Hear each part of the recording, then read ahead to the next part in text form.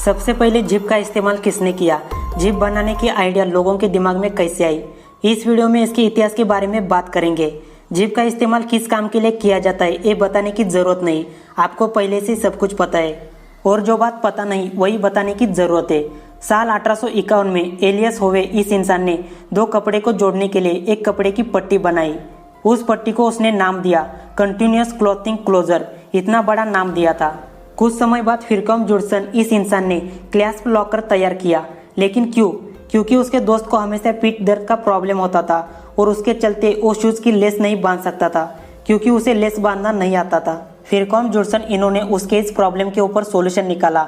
Less की जगह एक कपड़े की पट्टी लगाई। शुरू में मैंने बताया था एलियस होवे इस इंसान ने कंटिन्यू क्लोथिंग क्लोजर बनाया था। जुडसन इन्होंने इसमें सिर्फ स्लाइडर लॉक बिठाया, काम पूरा हुआ। जुडसन इनकी एक फास्टनर कंपनी थी और उनकी कंपनी में गिरिओन सैंडबैग नाम का एक इंसान काम करता था और उसने हुकलेस फास्टनर बनाया था। आगे जाके इसमें दोनों कपड़े की बाजू को जोड़ने के लिए स्लाइडर का इस्तेमाल किया गया। यही से जिप का आविष्कार हुआ। साल 1913 में इसका पेटेंट लिया गया और आज इसका इस्तेमाल बहुत कुछ चीज़ों में किया जाता है। बेल्जियम इस देश में जो लोग क्राइम करके जेल में जाते हैं, खास उनके लिए जेल में इंटरनेट अवेलेबल करके दिया जाता है। ये थोड़ा अजीब है, इंटरनेट अवेलेबल करके दिया जाता है लेकिन उनके पास स्मार्टफोन नहीं होता, तो अपराधी इंटरनेट का इस्तेमाल कैसे करते हैं? जेल की तरफ से एक लैपटॉप उनको दिया जाता है। इंटरनेट पूरी तरह से सिक्योर होता है। जेल की तरफ से कुछ ही वेबसाइट खोलने के लिए परमिशन दी गई है। अगर कोई अपराधी किसी इलीगल वेबसाइट को विजिट करता है तो सिक्योर नेटवर्क की वजह से वेबसाइट ब्लॉक हो जाती है।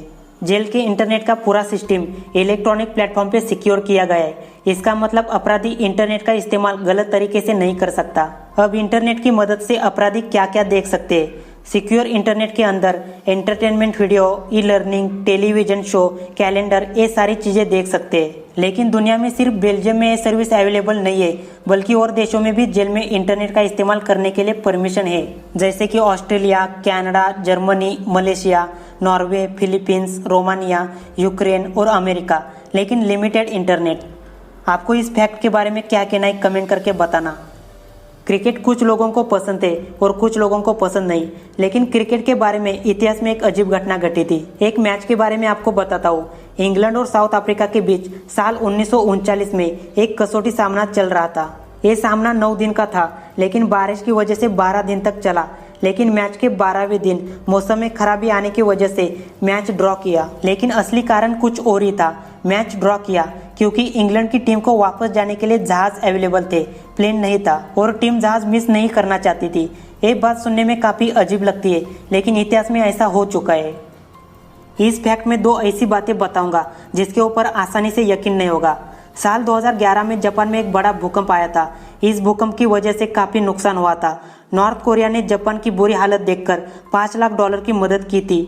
लेकिन वो बात अलग है। जब 2011 में भूकंप आया था तब पृथ्वी का रोटेशन स्पीड, घूमने की गति 1.8 माइक्रोसेकंड से बढ़ गई थी और इसलिए दिन 1.8 माइक्रोसेकंड से छोटा हो गया था। और दूसरी बात, इस तरह की गाड़ी की रेस आपने देखी होगी। इस रेस में जो बंदा गाड़ी को ऑपरेट करता है उसका वेट 5 kg से बढ़ गया तो उसे एक लैप पूरा करने के लिए 0.2 सेकंड ज़्यादा लगते हैं। दुनिया का हर देश अपनी टेक्नोलॉजी की मदद से चांद और मंगल ग्रह पे कदम रखने की कोशिश करता है। कुछ रोबोटिक मशीन्स वहाँ पर काम करते हैं, जैसे कि नासा का अपॉर्चुनिटी और क्यूरियोसिटी रोवर। अपॉर्चुनिटी आज खराब हो चुका है, लेकिन एक बात अजीब है, अगर गलती से भी किसी देश को फ्यूचर में वहाँ पे रहने के लिए अनुकूल जगह और पानी मिला तो उस प्लैनेट पे किसी एक देश का हक नहीं होगा।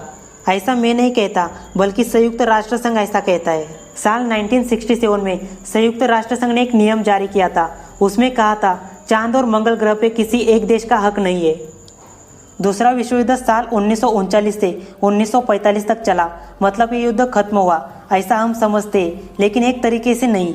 जापान और रशिया के बीच में कुरिल नाम का एक आइसलैंड का समूह है, लेकिन ये आइसलैंड का समूह किस देश के कब्जे में है? जैसे कि ऑस्ट्रेलिया से दूर न्यू कालाडोनिया नाम का एक आइसलैंड है जो पूरी तरह से ऑस्ट्रेलिया के कब्जे में है। लेकिन कुरिल आइसलैंड का गणित थोड़ा अलग है। रशिया और जापान दोनों देशों में झगड़ा शुरू है और ये झगड़ा तब शुरू हुआ था जब दूसरा विश्व युद्ध चालू था। आज तक झगड़ा खत्म नहीं हुआ, प्रैक्टिकली नहीं, लेकिन कागज के रूप में ये झगड़ा चालू है। तो हम कैसे कह सकते कि दूसरा विश्व युद्ध खत्म हुआ?